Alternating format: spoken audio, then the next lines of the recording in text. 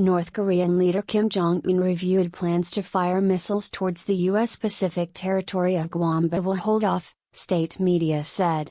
Although prepared for the enveloping fire at Guam, the North said it would watch what the foolish Yankees do before taking a decision.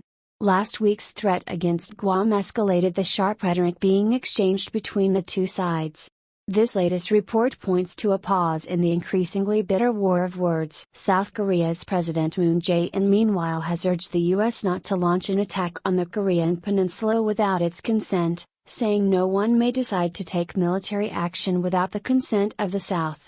The report on state news agency KCNA said Kim Jong-un examined the plan for a long time and discussed it with senior military officials.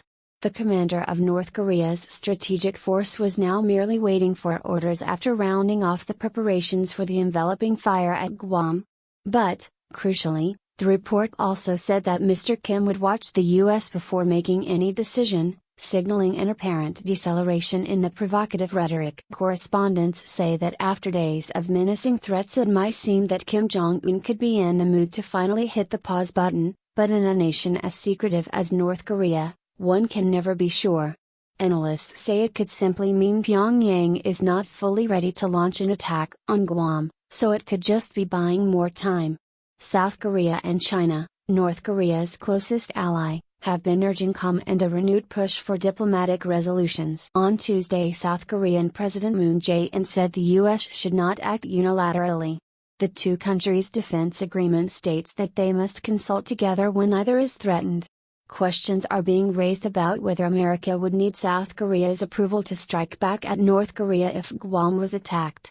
According to international law, and the military agreement between South Korea and the U.S., it does not. So why would President Moon say no military action could be taken without Seoul's consent? Professor Wee-Rak Park from Kookmin University says it might be a gesture towards liberals in South Korea, who are the president's main supporters, to show that the government is in control of the situation. South Korea is often criticized by its northern neighbor for being a puppet of the U.S., so this could also be a veiled message to America to tone down the rhetoric. Whatever he means, the South Korean president's stance has been quite clear from the start. He wants a diplomatic resolution, and has reiterated that he's open to talks with Pyongyang. China's foreign ministry on Monday reiterated its suspension for suspension proposal, where North Korea stops its missile tests in exchange for a freeze on military exercises by the U.S. and South Korea. Defense Secretary James Mattis earlier warned that any attack could quickly escalate into war, and if Pyongyang fired a missile towards Guam, then it's game on.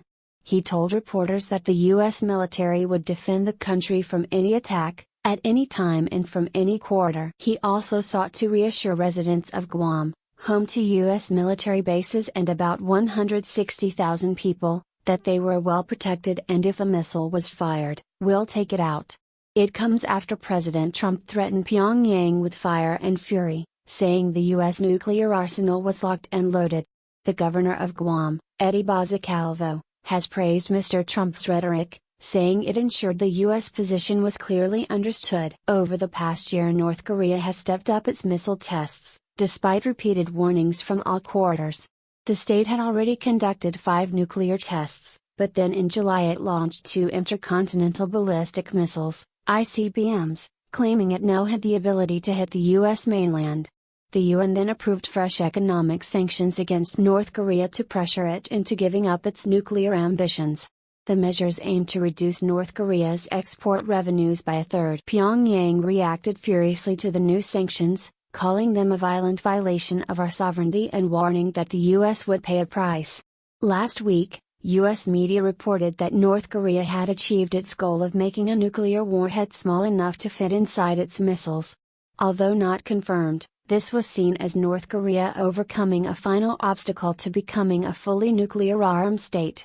Get news from the BBC in your inbox, each weekday morning. What do you think about this news? Scroll down and comment. Thanks for watching. Please subscribe. Goodbye and see you again.